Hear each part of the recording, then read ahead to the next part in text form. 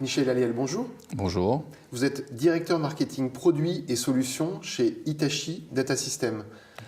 Alors la marque Hitachi, c'est 900 filiales, 20 000 produits au catalogue. Alors je crois qu'il n'est pas inutile de nous rappeler dans ce paysage quelle est l'activité de Hitachi Data Systems précisément. Donc effectivement, Hitachi Data Systems est une de ces 900 filiales. Le groupe centenaire adresse des métiers historiquement de l'énergie, mais aussi du transport, principalement ferroviaire et automobile.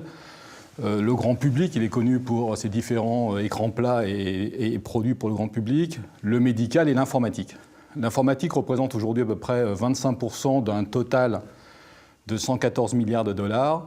Et effectivement, Hitachi Data Systems est filiale de cette division informatique. Alors notre métier chez Hitachi Data Systems, c'est de proposer aux entreprises des solutions de stockage historiquement, solutions de stockage avec protection de données, continuité de service, et puis de façon plus récente, nous participons aussi à la transformation des centres de données, des data centers, à travers le cloud, en proposant des solutions unifiées, regroupant logiciels, réseaux, stockage, serveurs, partie calcul, à nos clients. Oui, c'est ça, c'est plus simplement du stockage. C'est plus simplement du stockage, tout à fait.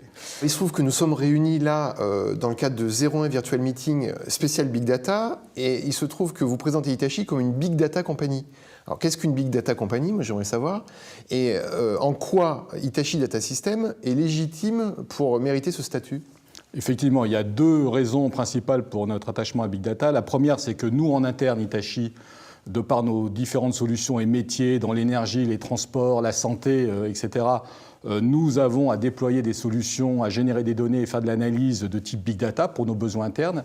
Et puis Hitachi Data Systems, en fait, nos clients aussi s'intéressent à Big Data. Nous avons fait d'ailleurs récemment, avec un partenaire IDC, une enquête européenne sur à peu près une dizaine de pays. Il en ressort que 10% de nos clients ont déjà démarré le déploiement de solutions Big Data. 10% d'ailleurs pensent aussi ne pas avoir les déployer. Une trentaine de ces clients sont en pleine étude Big Data, dont 40% trouvent que le coût est le frein majeur à cette évolution. Enfin, et c'est peut-être la partie la plus intéressante, c'est que la grande majorité d'entre eux comptent déployer des solutions Big Data autour de leurs données patrimoniales, de bases de données et applications traditionnelles, de leurs documents, mais aussi pour 6% seulement de données venant de sondes, d'automobiles, réseaux, ferroviaires, etc., etc. Donc ça consolide aussi notre vision chez Hitachi Data Systems, démarrée et initialisée il y a quelque temps, autour de la convergence objet, c'est-à-dire ce qu'on appelons le Content Cloud. Le Content Cloud, c'est la capacité de pouvoir prendre l'ensemble des données structurées, bases de données, applications, l'ensemble des données créées par des humains, des documents, et de pouvoir ainsi les faire converger à travers des objets.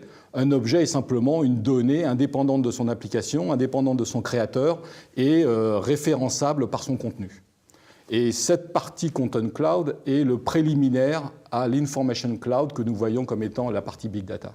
Comment Hitachi appréhende-t-il plus précisément la problématique technologique du Big Data?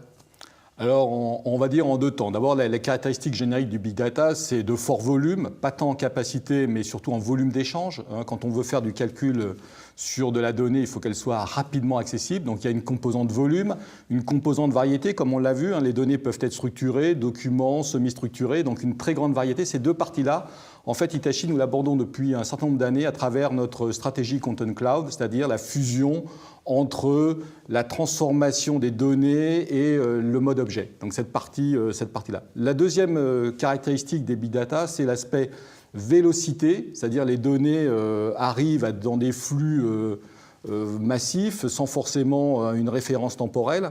Et il est important, comme par exemple la vidéosurveillance, il est important pour cette partie-là d'avoir une acquisition des données et un traitement en temps réel.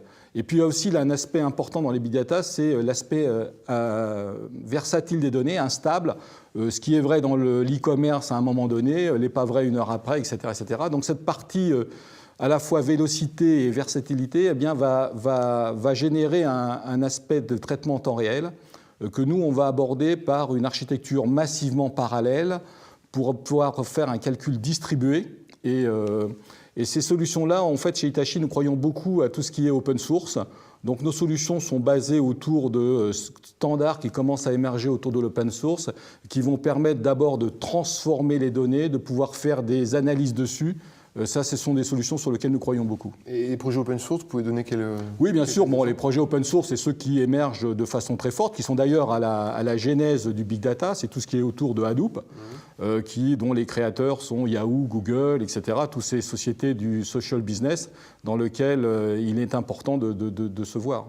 Oui, c'est ça. Et chez Hitachi, on a bien une implémentation d'Hadoop notamment. Voilà, on a une implémentation d'Hadoop et puis surtout chez Hitachi, on est très ouvert. Dans la partie Content Cloud, par exemple, eh bien, nous avons aussi des logiciels open source. Nous sommes très open source chez Hitachi. Nous avons comme vocation à ne pas avoir d'aspérité propriétaire, de ne pas introduire des licences logicielles qui sont très propriétaires. Et donc, nous avons beaucoup de solutions autour de l'open source, autour de Linux, autour de solutions de bases de données, etc., qui sont open source.